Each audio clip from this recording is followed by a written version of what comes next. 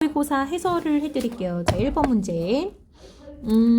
속력의 단위는 길이 단위와, 자, 아까 이제 미터 얘기하는 거죠. 시간의 단위, 세컨드의 조합으로 나타낸다. 네, 그렇죠. 미터 퍼 세컨드잖아요. 맞는 얘기고. 기억에 킬로그램 퍼 미터 제곱, 미터 제곱 세컨드가 해당된다라고 되어 있는데, 이거는 어떻게 해서 하는 거냐면, 우리가 이건 외워져 있어야 돼. 압력 같은 경우는 힘을 면적으로 나눈 거야. 면적당 받는 힘 이렇게 하잖아요. 그죠? 그 다음에 우리가 힘이라는 게 또 뭐 곱하기 뭐예요? 질량 곱하기 가속도.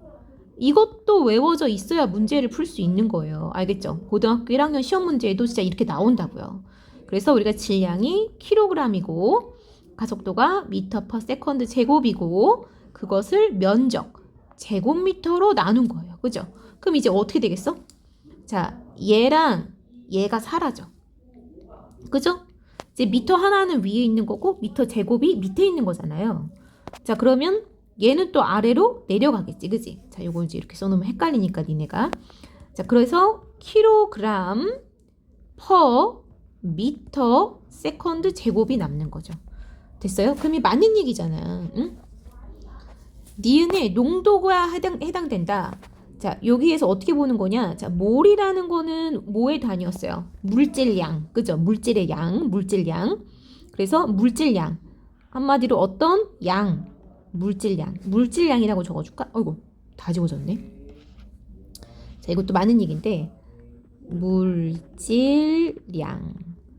나누기. 자, 이게 뭐예요? 부피죠. 부피. 그래서 부피당 어떤 양, 이것은 농도를 뜻하는 거예요. 그러니까 맞는 얘기죠. 답은 기니디예요.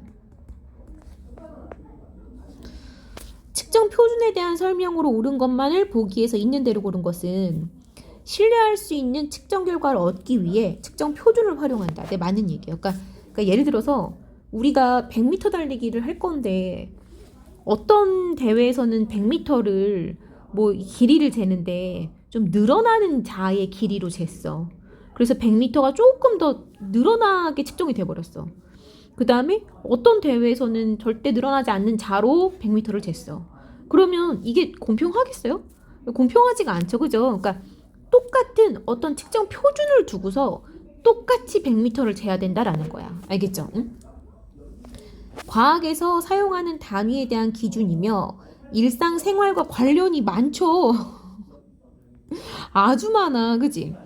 그러니까 특히나 우리 올림픽 같은 거 할 때 정말 0.01초 가지고도 우리가 우승이 이렇게 결정되는 거잖아. 그러니까 도착한 시간을 딱 잴 때도 그 똑같은 시간으로 똑같은 어떤 그 측정 표준이 되는 어떤 기계들이 있을 거야. 그지? 그리고 소리의 세기를 데시벨 단위로 측정하고 소음을 규제하는 것은 측정 표준을 활용하는 예이다. 네, 이거는 어떤 소음의 어떤 기준이 있잖아요. 그러니까 뭐 무슨 밤에는 뭐 이런 밤에 가정집에서는 무슨 50데시벨을 넘으면 안 된다. 막 예를 들어서 이런 것들. 자, 이런 것들이 측정 표준을 활용한 예인 거죠. 응? 그리고 자, 3번에 그림은 빅뱅 이후 어느 시기에 일어난 변화를 나타낸 거래요. 이거 누누이 여러 번 했던 건데 원자가 등장하는 건 언제 등장한다고? 원자는 빅뱅 후 적어도 38만 년이 지나서. 이거 38만 년 지나서. 다시 써. 자, 원자라는 게 등장하려면 적어도 빅뱅 후 38만 년 이상은 지나서. 자, 그래서 빅뱅 후 38만 년이 지난 시기. 그렇죠. 네, 맞는 얘기예요. 이 시기에 자유롭게 돌아다니던 전자가 원자핵과 결합해서 원자가 되었다. 전자 플러스 원자핵은 원자. 네, 맞는 얘기예요. 전자가 원자핵과 결합한 것은 뭐 때문이다? 온도가 하강했기 때문에. 자, 하강해서 느려지다 붙은 거예요. 알겠죠? 하강하면 느려지고 그 전자와 원자핵의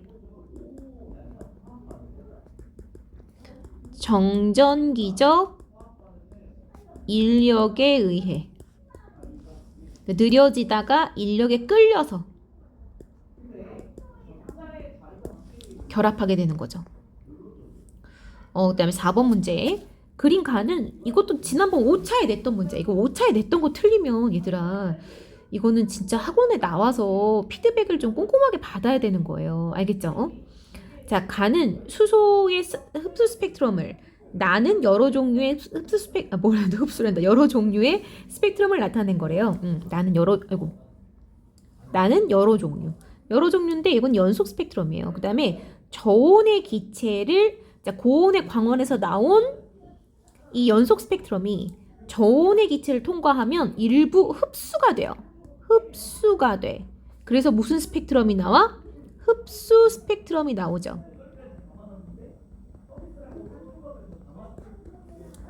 그 다음에 어느 순간 이 저온의 기체가 많은 빛을 흡수하다 보면 고온의 기체가 돼요. 그래서 자기가 흡수했던 것을 방출하게 되죠. 방출 스펙트럼이 나와요.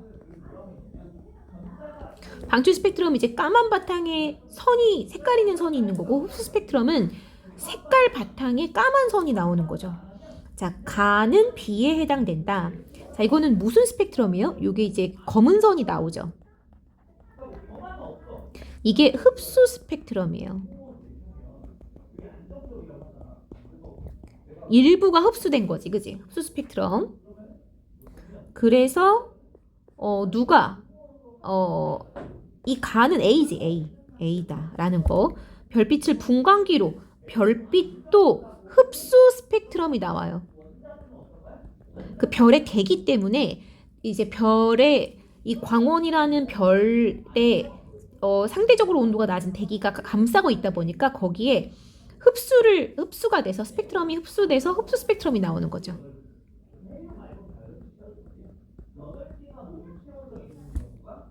그러면 A가 나온다. 네, 맞는 얘기죠. 수소방정관의 분광기로 관출함. 이거는 방출 스펙트럼. 이 분광기기 나오면 방출 스펙트럼이에요. 그러니까 수소방정관에다가 이제 수소를 넣고 막 에너지를 공급하면 이 수소가 높은 상태 에너지를 갖게 돼요. 그랬다가 다시 방출하면서 이제 그 방전을 멈추면 방출한단 말이에요. 그죠? 에너지를 아까 높은 상태, 불안정한 상태에서 에너지를 다시 방출하게 되면서 방출 스펙트럼이 나오는데 이것은 그러면 가가 아니죠. 가가 아니고 나의 B. B의 근데 이게 제가 문제를 잘못 읽었어요. 이 스펙트럼을 물어본 게 아니라 방출선이 동일한 건지 물어본 거네. 그죠? 가가 누구 거예요? 수소의 흡수 스펙트럼이네. 그러면 수소방정관에서 수소의 방출 스펙트럼이 나오니까 같은 파장은 같은 방출선이 나와요. 그러니까 요 위치에 따른 색깔 있는 선이 나온다라는 말을 하고 싶은 거예요. 그러니까 이건 맞는 얘기예요. 응? 근데 이제 스펙트럼의 종류는 다르지. 스펙트럼의 종류는 반대예요. 자, 우주, 지구, 사람을 구성하는 원소에 대한 설명으로 옳은 거. 수소와 헬륨은 우주의 주요 구성 원소이다. 네, 우주의 대부분이 수소와 헬륨으로 돼 있죠. 응? 사람을 구성하는 가장 많은 원소는 이거 누구예요? 이 좀 외워달라 그랬어. 이 순서가 어떻게 되냐면 산, 탄, 수, 질이야. 산소가 제일 많아. 산소. 그래서 별의 진화 과정. 산소는 별의 진화 과정에서 만들어져요. 요 원소가 산소죠. 산소는 별의 진화 과정. 지구를 구성하는 가장 많은 원소. 지구를 구성하는 가장 많은 원소는 누구예요? 철, 산, 규, 마기 때문에 철이에요. 철. 이 빅뱅 직후 기본 입자의 결합으로 형성된 건 아니죠. 그죠? 이거는 별의 내부에서 마지막으로 만들어질 수 있는 원소예요. 자, 6번 문제도 역시나 5차 때 나왔었던 문제인데 그림은 태양계의 형성 과정을 나타낸 것이다 라고 되어 있고 그때도 해설을 했었죠. 자, 미행성체의 평균 밀도는 어디가 커요? 여기가 지구형이야. 암석으로 돼 있어. 지구가 암석인 건 알잖아. 여기가 목성형이야. 기체 성분으로 돼 있어. 그러면 누가 더 빽빽해요? 당연히 지구형이죠. 지구형. 그래서 A가 B보다 커요. 커. 그러니까 틀렸어. 원시 행성을 형성한 미행성체를 이루는 구성 물질의 녹는 점. 녹는 점도 암석인 A가 높아. A보다 B에서 낮았다. 낮았다니까 맞는 얘기죠. B가 낮으니까 맞는 얘기죠. 태양과 상대적으로 가까운 거리에 있는 원시 행성은 목성형이 아니라 누가 돼요? 지구형이 되고 먼 거리에 있는 것은 목성형이 되는 거죠. 답은 니은이에요. 이건 기니 아까. 자, 그다음에 7번에 현대의 주기율표에 대한 설명으로 옳은 것을 보기에서 있는 대로 고른 것은 가로줄을 우리는 주기라고 해요. 세로줄을 족이라고 하죠. 같은 족의 원소들은 화학적 성질이 대체적으로 비슷해요. 원자번호가 증가하는 순서대로, 원자번호 순서대로, 이 말을 다르게 말하면 양성자 순서대로라고 해도 돼요. 맞는 얘기죠. 답은 니디예요. 자, 8번 문제에 그린 간은 칼륨을 칼로 자르는 모습을 나타낸 거고 나는 페놀프탈레인의 용액을 넣은 물에 리튬을 넣은 모습을 나타낸 거래요. 자, 여기서 알 수 있는 거는 굉장히 무른 금속이라는 것을 알 수 있어요. 말랑말랑해. 그 다음에 이거는 이 페놀프탈레인을 넣은 물에다가 이 페놀프탈레인이라는 거는 염기성에서 붉은색이 돼. 그래서 이게 이렇게 알칼리 금속을 넣으면 리튬으로 예를 들어 볼까요? 여기다 이제 H2O를 넣었어. 그러면 LiOH 이게 이제 염기성이에요.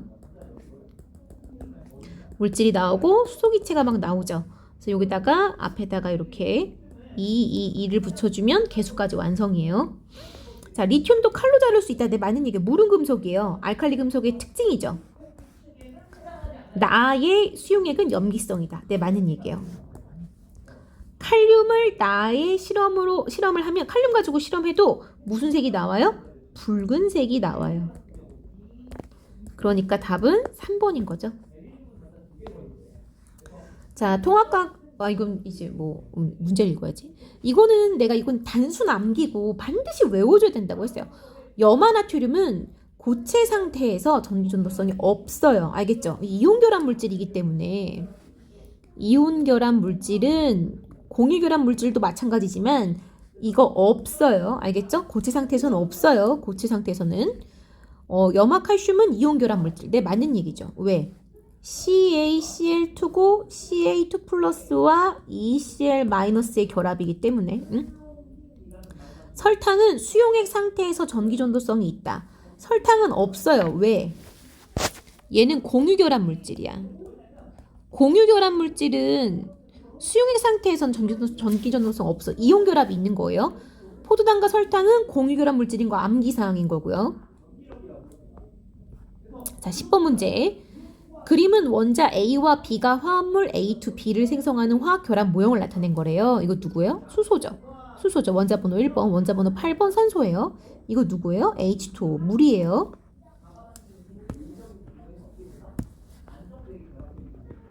얘 비금속이죠. 비금속이고 A와 B는 이온결합을 형성한다. 아니죠. 공유결합이죠.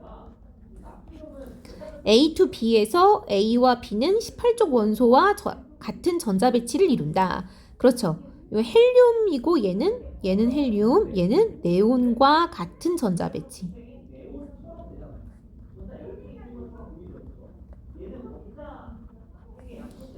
그 다음에 A2B의 공유전자 쌍수는 몇 쌍이에요? 한 쌍, 두 쌍. 그죠? 공유전자 쌍수 두 쌍. 네, 맞는 얘기죠. 답은 니은 디귿이에요. 자, 일단 여기까지만 해설을 하고 나머지는 더 이어서 할게요.